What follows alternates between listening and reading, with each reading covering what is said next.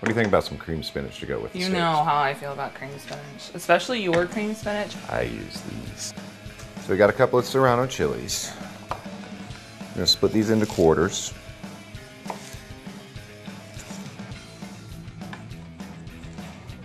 I'm gonna cut out the seeds and the membrane so it doesn't get scorchingly hot. I'm gonna reach across and get some of this butter. I'm gonna take a couple of tablespoons. Just drop it into a pan here over medium-low heat. And let the butter melt a little bit. And as soon as it's melted, we'll add these chilies in. So with the butter melting, that's acting as the oil that would normally be in the bottom? Exactly. And that's just... It's fat is fat. If fat is fat, let's say for instance, you wanted to be a little bit more fat aware, could you use olive oil instead of butter? Would you get If the you same want to be a results? little fat aware, you probably wouldn't be eating this cream spinach. Awesome. Awesome. The butter is also going to be the basis for our roux. So now that we've got our butter melting, we can add these. So the whole point of adding these in at this point is to just kind of extract some of their oils as the butter's going to heat up. All right, now that we've got the butter's melted, it's sizzling a little bit. We can go ahead and add the flour now. Okay. So we'll let that cook for just another minute or two. Okay. We're not making a gumbo roux. We don't want a black roux. No, we don't want a black roux, but we want this to kind of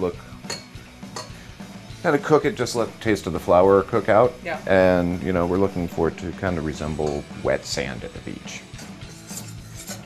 All right, that's nice and cooked. We're gonna add a couple of cups of milk to this. Okay.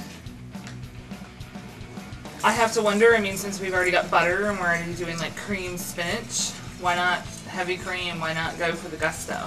Oh, you can do that, but, you know, we're on We're on the cheap. 99 cents for this We're milk. on the cheap. We're just gonna stir this till the roux gets unclumped. Oh, we could totally make a cheese sauce out of this for mac and cheese. Yes, we can. We got our base for our spinach over here. We just gotta wait for that to thicken. Okay, right. Frozen. Frozen. Frozen. Frozen. I know, it goes You- against everything that I stand for. However, on this one, we're trying to save money. We would need so much fresh spinach to cook down into this. Makes sense. So we're getting dirty. Yeah, we're gonna take this frozen spinach and we're gonna squeeze all the water out of it. That ain't right. Go to your own party. We're gonna need, obviously, our other half cup of milk at this point. All right, and we're stirring it up. I want to Stir it up. Oh, that's velvety.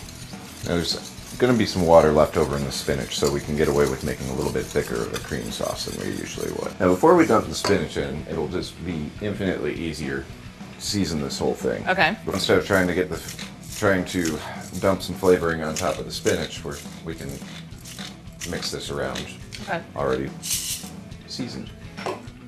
If you wouldn't mind handing me that Parmesan cheese over there. The good stuff. Stir this till it melts a bit. Okay. And I'm going to switch over to a spoon now that we're going to add the spinach. Toss it in.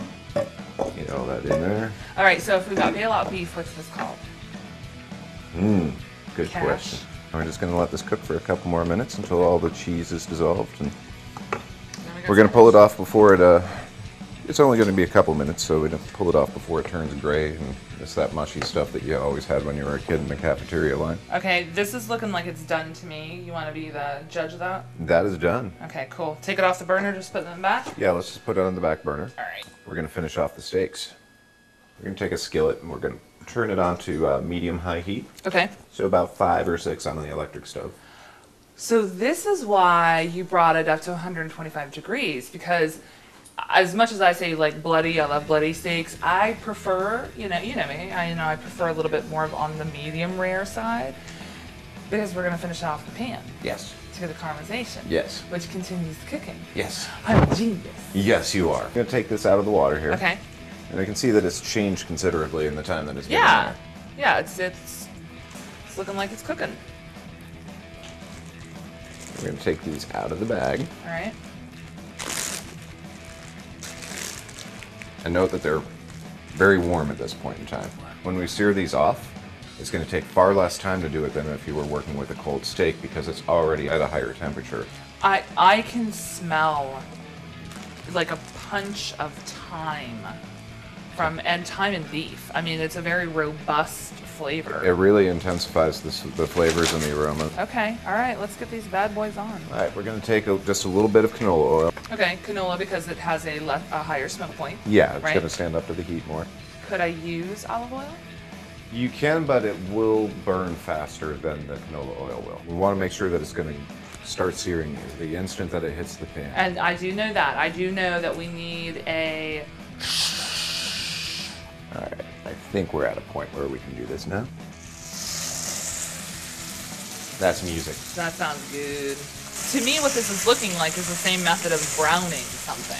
Exactly. What we're Okay. trying to bring about is some of the Maillard effect, if you will, which is the browning of meat. The Maillard? Yes. Is that a duck? No. And we want to leave the pan in constant contact with the heat so that it doesn't lose its temperature. So this has been going for about 2 minutes. Right. I'm going to turn this over. Oh. And now we've gone from this kind of soft outside, now we've got this nice crisp.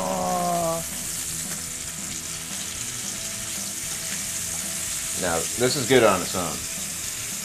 You want to make it better? Yeah, I know what you're about to do, too. You take a little bit of chopped shallot. Oh. Drop it in there. Just a little, right? Just a little, about half a shallot. Okay, all right. And we got all this butter. You're going to take Butter makes it all better. about a tablespoon of butter. Even though you already have the canola oil in there. The oil is for lubricant for it to Right. sear. This, It's for flavor. we're going to take a spoon and we're going to baste this with that butter and shallot.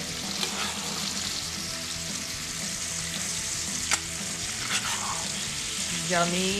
Because everything's better with butter. Okay, we've been about 2 minutes on each side. Oh, the smell.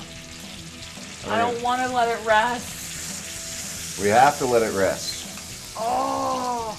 We're going to let this rest for about 5 minutes before we do anything else. Can we put these others on? Of course we can.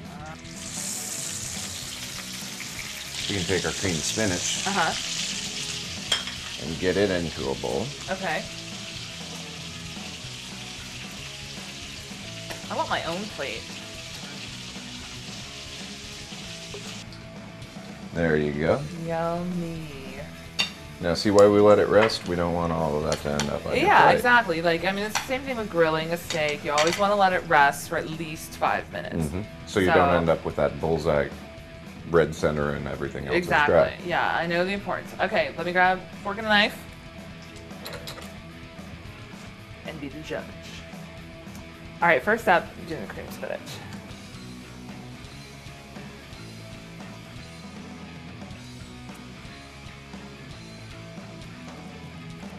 It is awesome. I got it. Shrinking stock market spinach. I think you coined one there. Bailout beef, shrinking stock market spinach. Good. God, I love me. Yeah, I love you too.